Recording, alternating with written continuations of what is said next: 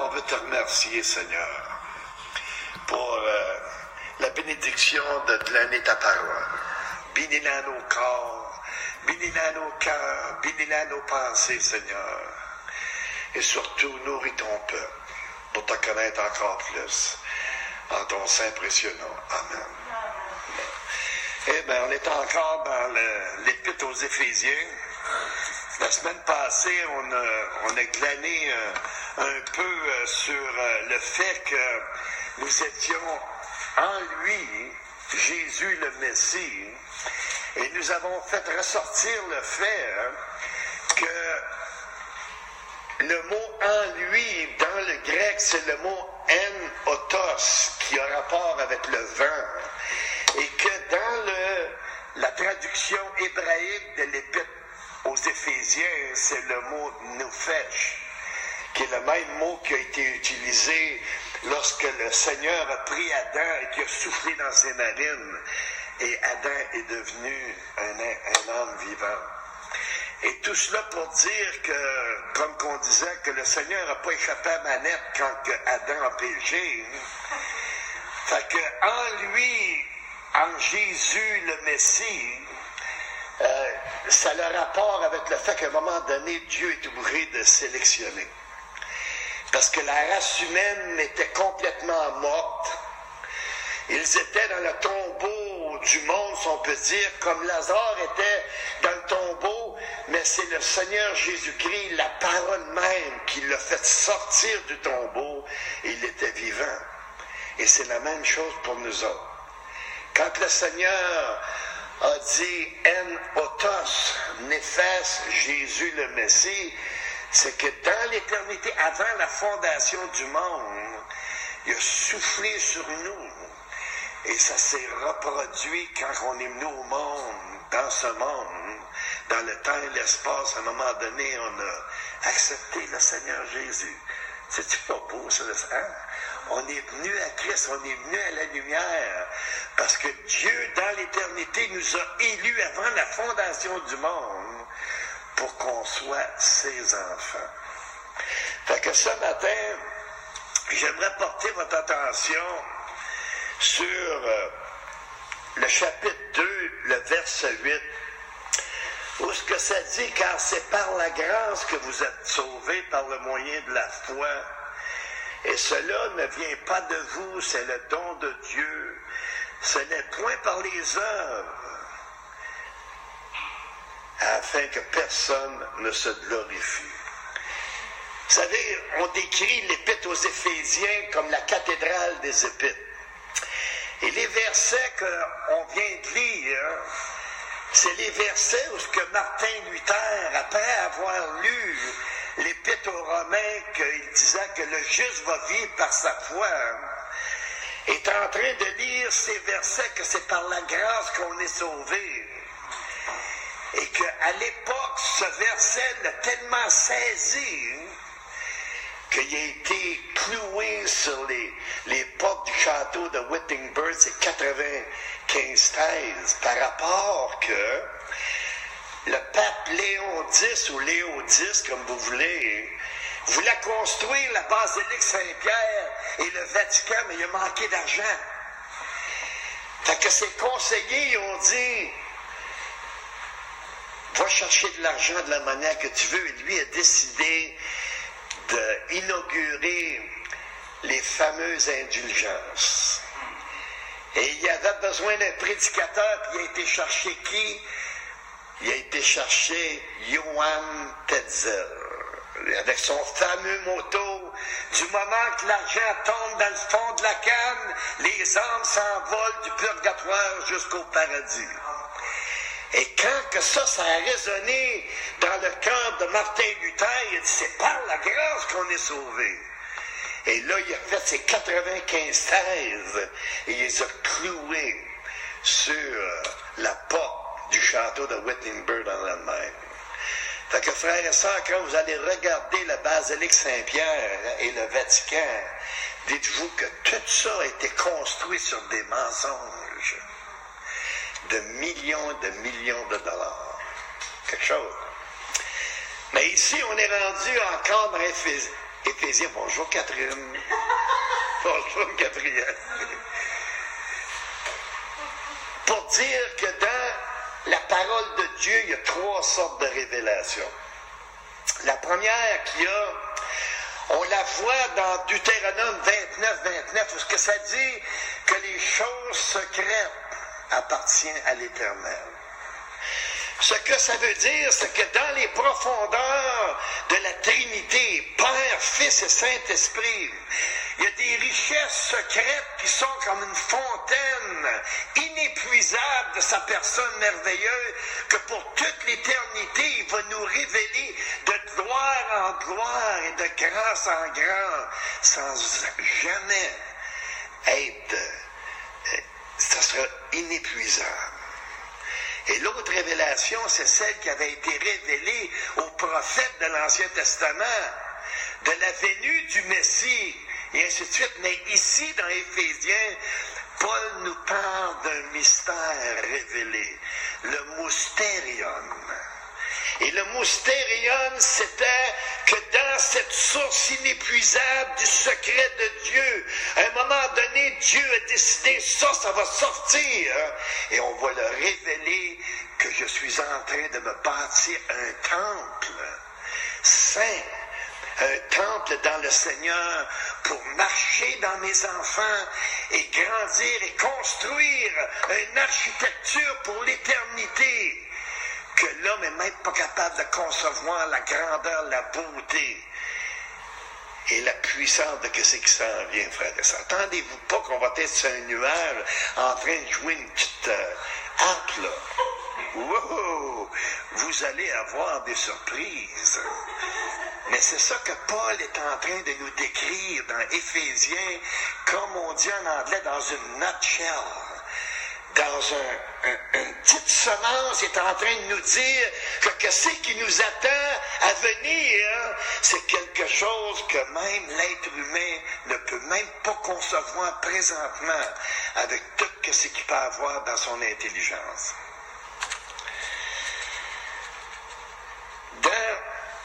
Au chapitre 3 de l'Épître aux Éphésiens, au verset 10, il nous décrit la sagesse de Dieu. Et en décrivant la sagesse de Dieu, il dit, c'est pourquoi les dominations, les autorités dans les lieux célestes connaissent aujourd'hui par l'Église la sagesse infiniment variée de Dieu selon le dessein éternel qu'il a mis à exécution par Jésus-Christ notre Seigneur. Ce que Paul décrit ici, c'est que vous et moi, nous sommes l'université des anges. Vous et moi, Dieu nous utilise dans les circonstances que nous véhiculons, que nous marchons dedans, où ce que Dieu révèle aux anges et aux dominations dans le lieu céleste, la sagesse infiniment variée de Dieu. Comment Dieu aime ses créatures. Comment Dieu est miséricorde envers ses créatures. Comment Dieu est sage envers ses créatures. Et tout ça dans un but précis pour démontrer comment Dieu veut le cœur de ses créatures. Vous vous souvenez dans 1er Roi au chapitre 3, quand Salomon a eu un rêve. Et le Seigneur, dans son rêve, lui a dit, demande-moi ce que tu veux et je vais te l'accorder. Et Salomon a dit, ton peuple est tellement grand, donne-moi de la sagesse. Et à un moment donné, ça dit qu'il était sur son trône, 2 femmes sont arrivées. Une, elle disait que l'enfant c'était à elle. L'autre a dit, non, c'est à moi l'enfant. Fait que Salomon, qu'est-ce qu'il a dit? Apportez-moi une épée, coupez l'enfant en 2, donnez-en un morceau à elle et un morceau à l'autre. Et qu'est-ce qui est arrivé? La vraie maman a dit, non, donne-y l'enfant pour qu'il vive. Et Salomon, il a dit, c'est elle la mère, donne-y l'enfant. Parce que le cœur de la personne avait été exposé. Et en montrant aux anges sa sagesse avec l'Église, frères et sœurs, c'est ça que Dieu y démontre, comment que le cœur de Dieu, dans sa sagesse, attire les cœurs de ses enfants à lui-même pour devenir des objets dans sa main pour faire sa volonté et non leur propre volonté. Et encore, frères et sœurs, au chapitre 4, Paul nous décrit au chapitre 4 comment il présente encore la semence des ténèbres versus la semence de lumière. Vous savez, l'étude sur les semences, on n'a pas le temps de rentrer bien là-dedans, mais je veux dire ça ici, là. L'étude sur les semences dans la parole de Dieu, c'est quelque chose de très important au cœur de Dieu. Quand l'être humain a péché, le Seigneur il dit, je mettrai enmité entre la semence de la femme et la semence du serpent. Et tout au long de la parole de Dieu, vous allez voir comment Dieu s'efforce continuellement à mettre une division entre la semence de lumière et la semence des ténèbres. Et Dieu dit, tu ne mettras pas dans ton champ deux sortes de semences. Si tu sèmes des carottes, sème des carottes. Si tu sèmes du céleri, sème du céleri. Mais l'être humain, dans sa méchanceté, va toujours essayer de mêler les semences. J'écoutais cette semaine à l'ouvrage, c'est à Radio-Canada, il disait que les scientifiques ont découvert une manière de mettre dans l'ADN des cochons une substance que lorsque le cochon va grandir, comme des veines humaines vont pousser dans le cochon, qui vont pouvoir extraire et puis par opération mettre ça dans l'être humain. Et Dieu dit ça, il ne veut pas ça. En tout cas, il n'ira pas trop loin parce que mon message du 11 mars est en train de s'exposer, comprends-tu? Mais c'est ça, Dieu veut toujours mettre une barrière entre les semences des ténèbres et les semences de lumière. Et ici, dans le chapitre 4, Paul présente la marche des païens, leur condition, leur but, si on peut ainsi dire. Et il décrit au verset 18 qu'ils ont l'intelligence obscurcie. Ça fait 2 fois qu'il le dit, là. Il le dit dans le chapitre 2, il cite encore, il le répète, ils sont étrangers à la vie de Dieu. Ça veut dire qu'ils marchent seulement dans le naturel et qui n'ont aucune accessibilité aux promesses de Dieu face à une situation comme vous et moi on a. Quel plaisir quand tu vis des situations, tu dis Seigneur, tu m'as promis cette promesse et tu l'as décrit et tout d'un coup tu te sens libéré du filet de l'oiseau-leurre et ses ravages et tu t'en vas avec un beau sourire. Merci Seigneur pour ta promesse. Ça c'est la bénédiction d'avoir la vie de Dieu dans notre vie. Mais eux, les inconvertis, ils sont étrangers à la vie de Dieu à cause de l'ignorance qui est en eux, à cause de l'endurcissement de leur cœur. Le résultat, c'est qu'ils ont perdu tout sentiment et se sont livrés au dérèglement pour commettre toute espèce d'impureté jointe à la cupidité. Mais Paul dit, mais vous, ce n'est pas ainsi que vous avez appris Christ. Paul dit, mais vous êtes une autre semence.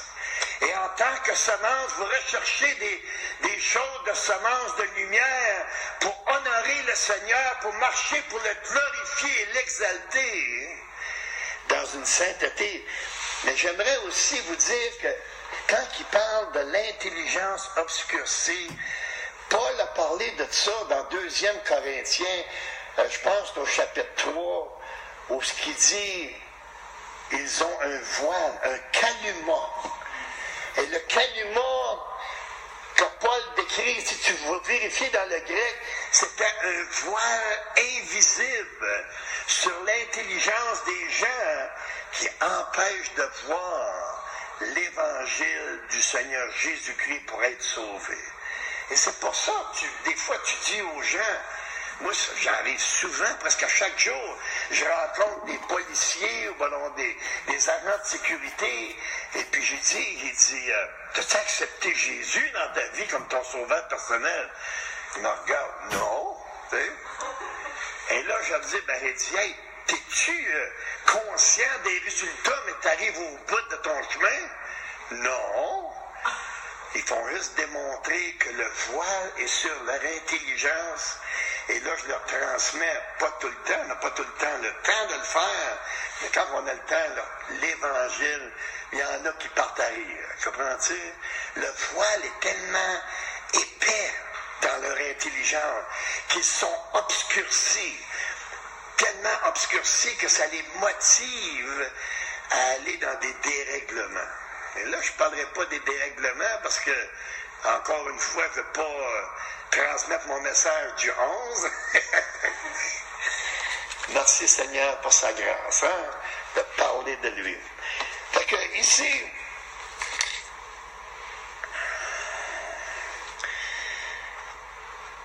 j'ai rien qu'un peu concernant le mot dérèglement, j'ai vérifié dans le grec et ça dit, un dérèglement, c'est quelqu'un qui veut avoir le plaisir du péché. Ça nous dit qu'il y a un plaisir dans le péché pour une saison. Et les gens qui sont impliqués dans les dérèglements de la vie, ils vont chercher à satisfaire cette nature. Et c'est rendu sérieux, frères et sœurs. Je regardais au palais de justice de Montréal, c'est rendu qu'il y a des enfants de 12 ans, ils ne peuvent même pas les amener en cours, ils sont trop jeunes, qui font des attouchements sur d'autres enfants de 13 et 14 ans. C'est rendu de même. Le dérèglement est en train de dégénérer à un point parce que c'est rendu... Où est-ce que vous pensez que ces enfants-là prennent ça, eux autres? Ils prennent ça dans le foyer. Il n'y a pas d'autre place qui prennent ça. Ils ne prendront pas ça quand ils vont aller au centre d'achat. Ça veut dire que dans leur famille, il y a des choses qui se passent, que les enfants sont affectés et ils transmettent ça dans les écoles, ils transmettent ça sur la rue ou dans les parcs, comprenez-vous, et puis ils font juste démontrer que ils ont un dérèglement à l'intérieur au point qu'ils s'enlignent vers le lac de feu. C'est sérieux, le lac de feu, là. C'est sérieux. Tu parles aujourd'hui des gens, ça me disait, ils ont fait un sondage. Le pourcentage de monde qui croyait qu'il y avait le lac de feu pour l'éternité. 76%. On dit, voyons donc, tu fais là, toi, comprends-tu? 76%, on rit de ça. Imaginez, là, c'est sérieux. Imaginez, mais que les personnes qui rient du fait que tu parles à quelqu'un, tu leur dis, mon ami, tu es dans le dérèglement de la vie, tu t'enlignes pour le lac de feu, à un moment donné, la réalité va s'installer, et le Seigneur, il dit, ce que Paul dit dans Éphésiens, à un moment donné, il va y avoir des grincements de dents quelque part. Des grincements de dents. Et Paul dit, mais vous autres, c'est pas pareil.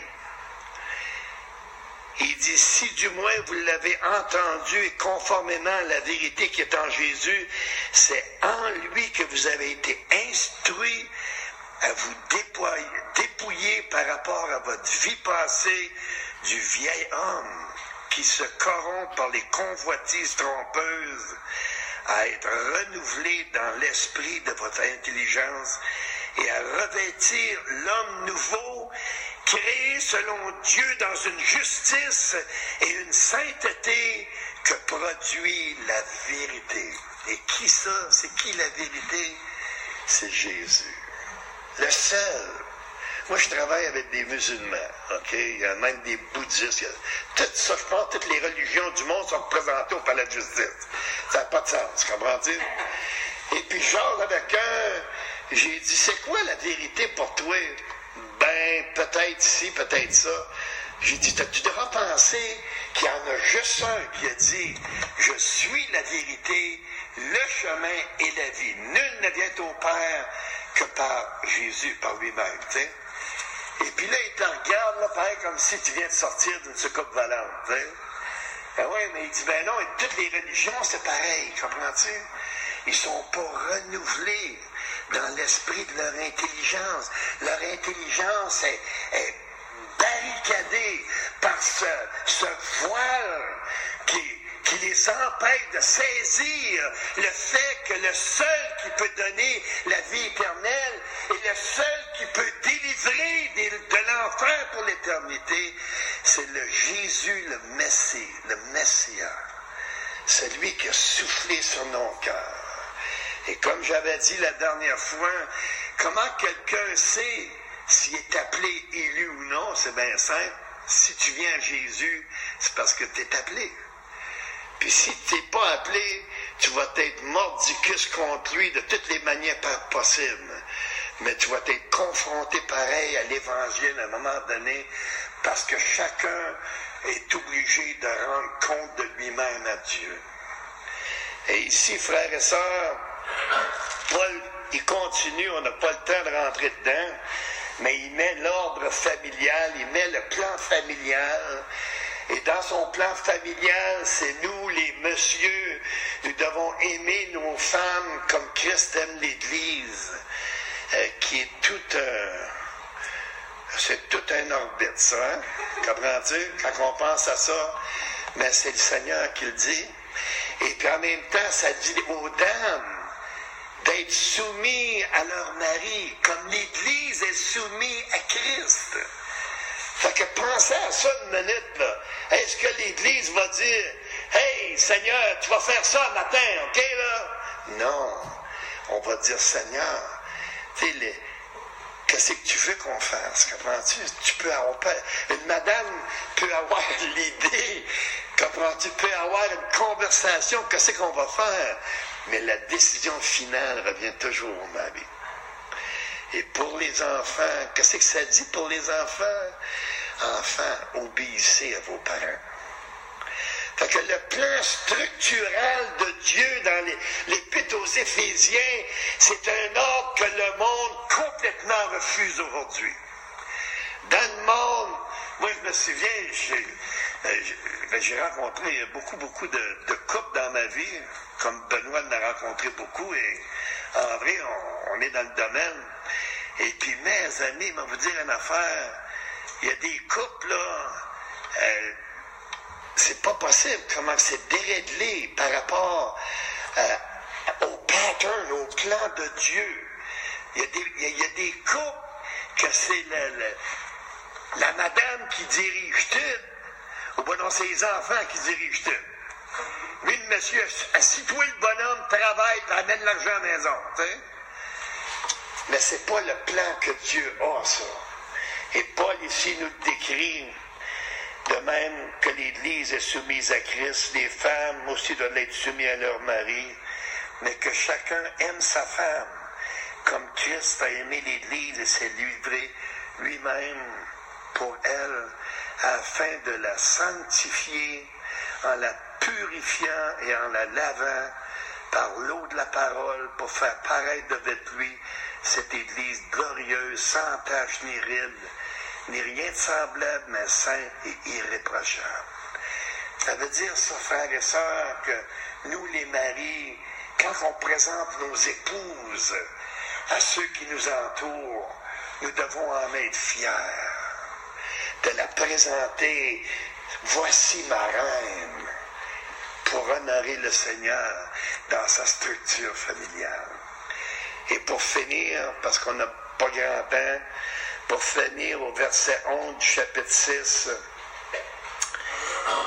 le Seigneur il dit, revêtez-vous de toutes les armures, toutes les armes de Dieu, afin de pouvoir tenir ferme contre les ruses du diable.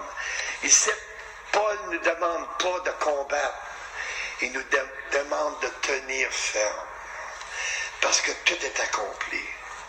Et la structure monumentale de l'Épître aux Éphésiens, c'est que la résurrection de Jésus-Christ est tellement puissante et énorme, frères et sœurs, que la structure est déjà gagnante et il n'y a rien qui va la faire tomber.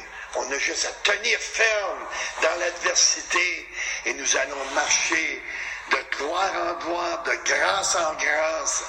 Et les anges dans les lieux célestes vont glorifier Dieu de la sagesse qu'ils ont vue, de notre Dieu glorieux, Père éternel. Penchons nos têtes. Seigneur, on veut te dire merci, Seigneur, pour ta fidélité. Merci pour ta parole de grâce. Merci de produire par ton Saint-Esprit ta parole de bénédiction en nous, de tenir ferme, Seigneur, quand c'est le temps de tenir, mais que ta parole puisse briller dans nos cœurs à cause de Jésus, en ton Saint précieux nom. Amen.